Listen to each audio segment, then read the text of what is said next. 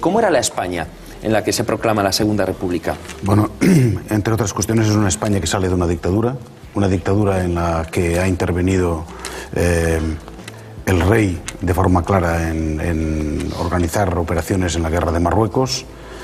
Es una España que ha sido neutral en la Primera Guerra Mundial, pero la guerra ha provocado una gran división en la sociedad, y es una división en que la guerra de Marruecos ha provocado una división dentro de las propias Fuerzas Armadas.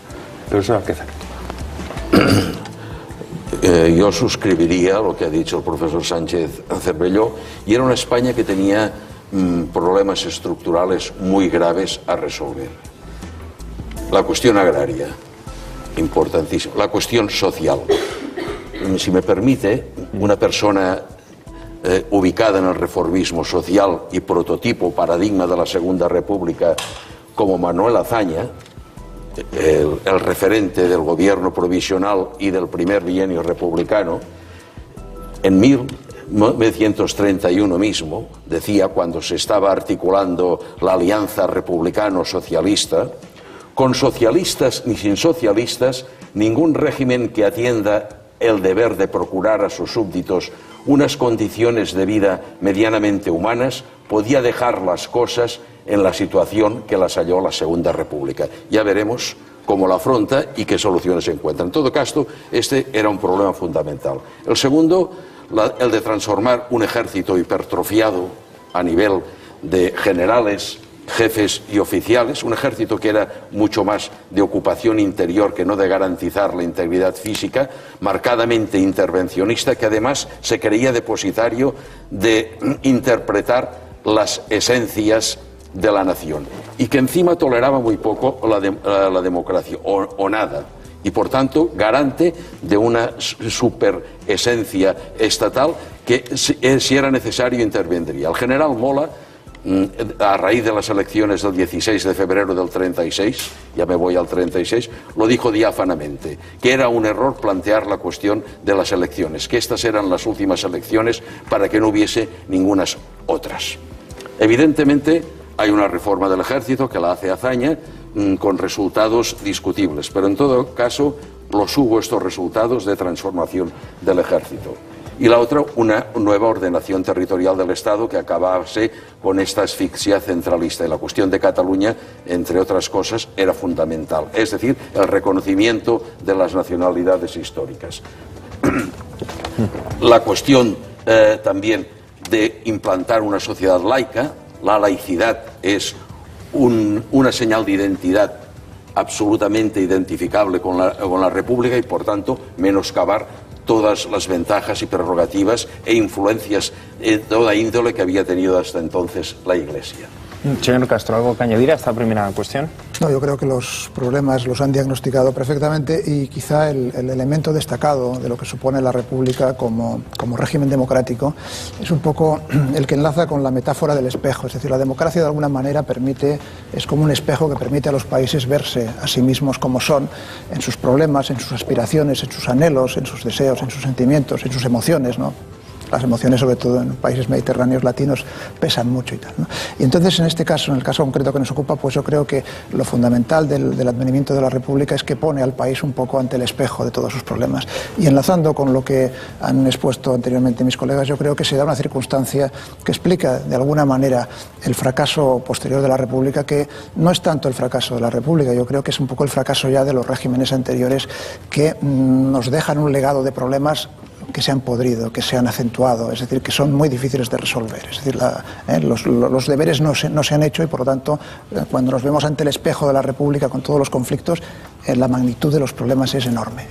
Hay que escribirlo en un ambiente que no era solo español, sino europeo, de exaltación de la violencia. Es decir, los procesos electorales, por ejemplo, en el caso español se ha hablado de que entre enero del 36 y julio del 36, cuando estalla la guerra civil, pues se produjeron, fruto de la violencia política, pues centenares de muertos y tal. Bueno, por desgracia, en la Europa de la época, ese tipo de balances sangrientos de los procesos electorales eran así. En Alemania incluso no había más que ver la misma propaganda, gente con martillos, es decir, con una actitud de violencia incluso implícita y tal, ¿no?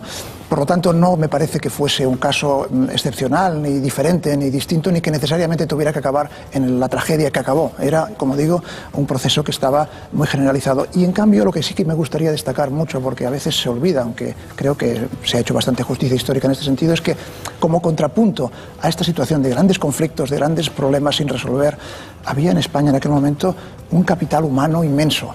Intelectuales, artistas, poetas, escritores. Bueno, no quiero dar nombres porque nos alargaríamos muchísimo, pero es que es extraordinario aquella riqueza que teníamos, ¿no? Y que por lo tanto pienso que le tiene que dar ese contrapunto de decir, bueno, estábamos mal, como había mucha gente, pero teníamos un capital intelectual que quizás estaba por encima de muchos otros países en aquel momento. Yo estoy muy de acuerdo e incluso pienso que abre lo que podríamos decir una esperanza de progreso. Claro, el progreso es un concepto tan abstracto en el que podemos meter todo, pero yo entendería progreso, identificado con la Segunda República, el hecho de que por primera vez se pretendió levantar unas estructuras culturales. Lo que hizo en cultura y enseñanza la Segunda República me parece que es un legado admitido incluso por algunos que nunca fueron ni son republicanos. En cultura, en reformas sociales, unas estructuras que mejoren las condiciones no únicamente materiales, sino las condiciones de vida y la participación popular. Claro que el progreso, como es abstracto, no es un progreso para todos. Para la gente del antiguo régimen, la República realmente era un régimen de maldad. Se obligaba a los terratenientes a roturar y cultivar sus tierras baldías, lo cual sería un elemento de progreso, pero no para el interlocutor de esta cita. Se protegía al trabajador de la tierra tanto como al de la industria. Se creaban escuelas laicas, se introducía el divorcio, se secularizaban los cementerios, pasaban los hospitales a depender directamente del Estado. Así, todos podríamos suscribir todas estas medidas, que son de progreso, y en cambio había un sector de la población que sería extrapolable a este clima europeo al cual hemos aludido actualmente, que lo veía como nefasto y que se había de combatir de todas. Bueno, yo creo que el gran drama que tiene la República es que se encuentra en una situación absolutamente mal en todos los campos. Desde en el campo económico hay aquí un debate todavía permanente sobre si el crack del 29 tuvo muchos efectos en la economía española o tuvo menos efectos, pero evidentemente tuvo efectos. Una situación militar de la que hemos hablado bastante, pero además en la cual el objetivo de la República es doblegar la autonomía del poder militar conchavado con la monarquía y que había sido permanente en la historia de España. Y los militares no lo van a permitir. Y otra cuestión que Ramón Alquézar también ha hecho alusión, que era la laicidad del Estado. Y esto significaba apartar a la Iglesia Católica de la primera línea de la política en España. Es decir, la Iglesia mandaba mucho, afortunadamente hoy manda menos, aunque manda todavía bastante, y el objetivo era pues una separación efectiva.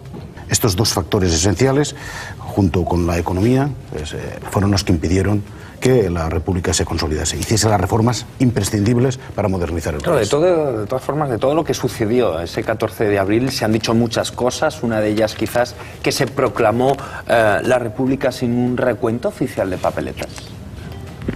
A ver, había una separación muy acusada entre un electorado urbano, industrial, que respondía a la sinceridad del voto, y un electorado que estaba dominado por toda la herencia caciquil propia del sistema de la Restauración. Allí donde la sinceridad del voto se pudo manifestar, que fue en la mayoría de las ciudades, evidentemente el plebiscito entre monarquía y república se planteó abiertamente en favor de la República. Es más, yo creo que los que intentan desfigurar la legitimidad de la República a través de este pucherazo electoral no están haciendo un análisis histórico correcto, yo diría de una nulidad científica, porque si la nimiedad de unas elecciones municipales es capaz de hacer desaparecer la estructura del aparato del Estado, aquello que decía Montesquieu,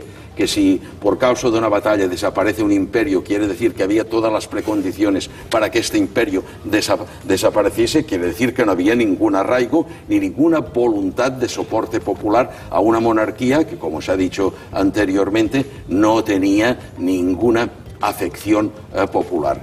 No hay que olvidar que el rey es cómplice, seguro pasivo y seguramente también activo del advenimiento de la dictadura. Y por tanto, la República respondió a una voluntad popular y una tradición republicana que en el caso de Cataluña, que es un baluarte, tiene un origen decimonónico. Sí, no, yo en este sentido una cosa muy breve, porque a veces se producen interpretaciones confusas e interesadas, que diría yo, ¿no? Los resultados electorales en el ámbito de las municipales, bueno, como en otros ámbitos en los que hay unos votos y luego hay unos representantes elegidos, a veces producen paradojas. Una de ellas es que un partido con más votos puede obtener menos representantes. Entonces es muy posible que en el caso de las municipales, no de 1931, de las de 1978 en España o 79 en España, e incluso las últimas, el partido que gana en votos, pero que a lo mejor resulta que gana en los núcleos más poblados, obtiene menos concejales que el segundo o el tercer partido, aunque la diferencia en votos sea muy importante. Entonces, claro, si esgrimimos que a lo mejor las derechas monárquicas obtuvieron más concejales, es posible, pero si vamos a ver los votos que hay detrás de todos esos concejales, la diferencia es abrumal, es abismal a favor de lo que eran las candidaturas republicanas. Claro, porque uno de los grandes retos, ¿no?, de la Segunda República fue asumir un programa de reformas y transformaciones que probablemente no hubo tiempo para aplicar. Pero ¿de qué reformas se puede nuestra democracia sentirse heredera de la Segunda República? Yo creo fundamentalmente en la reforma educativa. La República hizo un proyecto de reforma escolar organizado por Marcelino Domingo que es ejemplar. Hubo la coeducación, que después del franquismo se la cargó. Hubo la escuela, es decir, las escuelas tenían un programa práctico, un programa de gimnasia, un programa, es decir, que las escuelas normales se impusieron en las capitales de provincia. Se hizo una selección de los maestros, se aumentó el salario de los maestros y se les dignificó en la profesión. Es decir, hizo un gran esfuerzo para llevar la educación a todos los rincones y un programa de construcción escolar de más de 5.000 escuelas el año 31. Es decir, que esto se construyó la República en un año, decía Marcelino Domingo, que la monarquía en toda la historia de España. Y era verdad. Este es uno de los problemas. El otro problema es la reforma agraria. La República titubeó porque cuando se crea la Comisión Parlamentaria sobre Reforma Agraria se acaba disolviendo la comisión porque las derechas se oponen y por tanto esto no se acaba por promulgar. Los proyectos después en el año 33 las elecciones de noviembre ganan las derechas y por tanto el programa se aparta, pero esto era fundamental porque había un montón de gente en España, sobre todo en las zonas de latifundio donde la gente no comía. Y otra de la reforma que ya se ha apuntado es la reforma del ejército, entre otras. Es decir que la República fue reformista, no fue revolucionaria. Los que crean la revolución son los que sublevan en el año 36. A ver, aparte de estas transformaciones educativas, culturales, que hubo realmente un programa de separar la ciencia de la religión, y esto fue realmente visto como una agresión intolerable, no por parte únicamente de la Iglesia, que también, sino por parte de todo un conjunto de clases privilegiadas que perdían el estatus social.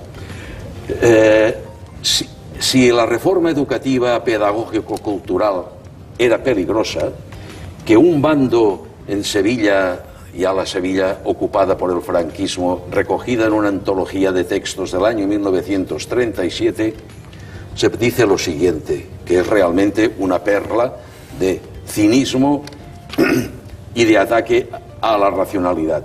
No es justo que se degüelle al rebaño y se salven los pastores. Ni un minuto más pueden seguir impunes los masones, los políticos, los periodistas, los maestros, los catedráticos, los publicistas, la escuela de cátedra, la prensa, la revista, no habla de la radio, el libro y la tribuna, que fueron la premisa y la causa de las convulsiones y efectos que lamentamos. Siguiendo lo apuntado anteriormente, más de 15.000 maestros, un 25% del total, fueron sancionados, 6.000 apartados a la fuerza de su profesión, más de 3.000 suspendidos temporalmente y otros 6.000 vieron perder la plaza y hubieron de trasladarse. Es decir, alguien ha hablado del atroz desmoche del cuerpo pedagógico desde todos los niveles, empezando por la enseñanza primaria, que es un catalán, Marcelino Domingo, emprende y acomete valientemente esto. Él, de la frase es desde Felipe se han hecho más escuelas durante la Segunda República que desde Felipe II a la monarquía.